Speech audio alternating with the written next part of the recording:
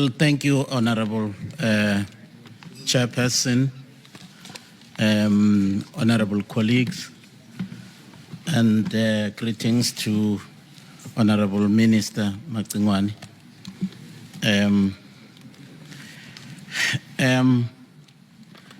I will not dwell much on the issue of the constitutionality of the directive of the minister to disband, because I believe that that point has actually sufficiently covered. And I do want to align myself with those who actually feel that the minister overstepped his actual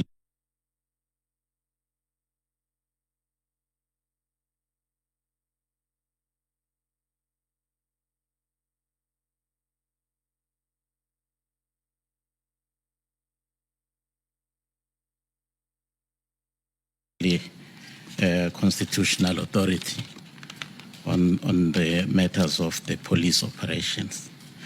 But I do want to zoom in on the issue of the establishment of the PKTT, not because I come from KwaZulu-Natal, but listening to the statement which was actually made by the Honorable the State President when he was in Pietermaritzburg visiting the family of the deceased councillor there. He actually did not mince his words in saying that he feels that there has to be an intervention to address the political killings in KwaZulu-Natal. And then he put together the interministerial committee. Now, therefore, I'm not entirely happy when the minister keeps on saying PKTT was a national. It may have assumed that character later on, but it was ostensibly, established to deal with political killings in KwaZulu-Natal because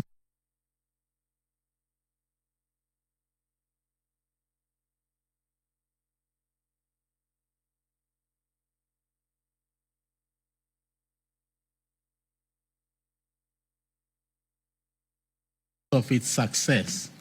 Then that is why it was roped in to go and assist in the Eastern Cape in relation to the matter that affected the developments in Fort Hare, and that is why a group of them were sent to Gauteng, which I will deal with later.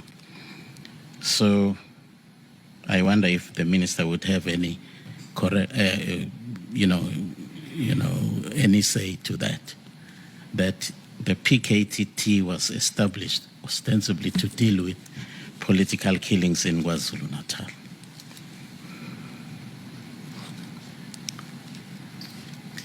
Would you agree with that, Honorable Minister? I agree with that. It's a national political killings task team established to deal with issues that were emerging in KZN in 2018. And therefore the whole focus was in KZN. Thank you. And it was actually established as a multidisciplinary task team, which actually included, among others, the NPA. Why? Because when the State President actually announced the establishment of the interministerial committee, he did not mention ministers by name. He actually constituted the IMC with ministries. He quoted the Ministry of Police, Ministry of Justice and Correctional Services, Ministry of State Security, etc. So, therefore, to me, it does not hold water, the argument which says that there is no longer any interministerial committee, because the seventh, Parliament actually does not have any IMC. No, the president actually did not establish IMC based on individuals. He actually named ministers, and those ministries are still there and functioning. I think it was only incumbent upon the Minister of Police as chair of the IMC to actually convene the meeting of the IMC, which was constituted based on ministries, not individuals. And I put it to you, Honorable Minister, that there may have been a neglect of duty on that one. What would be your response on that?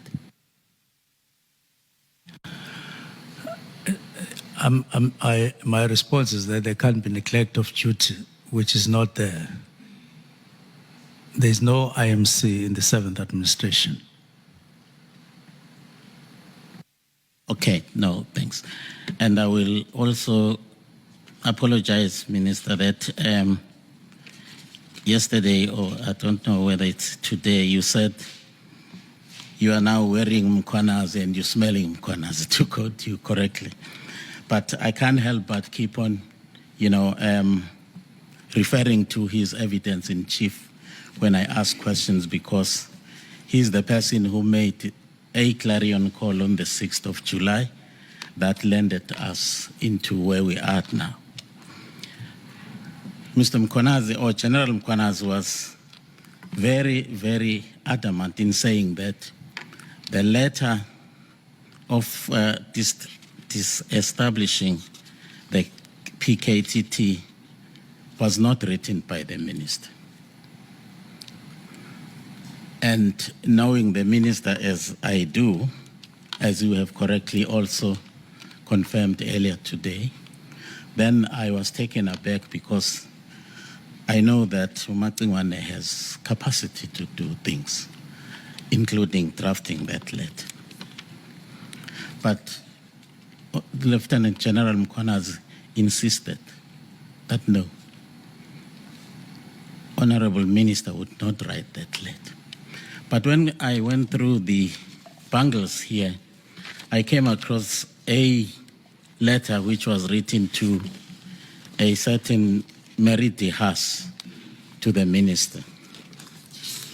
And if I were to quote some of the things that she said, in paragraph 1, she says, I request that you, meaning the minister, 1, instruct the National Commissioner of SAPS to immediately disband the irregularly constituted, unnecessary, and wasteful political killings task team. The use of the word disband immediately. Then one goes on to look at the letter that the minister has actually written, the directive of the minister. It also comes with the word immediately. Then I want to believe that that actually is what prompted Lieutenant General Mkhwanazi, among other things, to believe that the minister actually did not write this letter. What would be your take on that, Honorable Mncwango?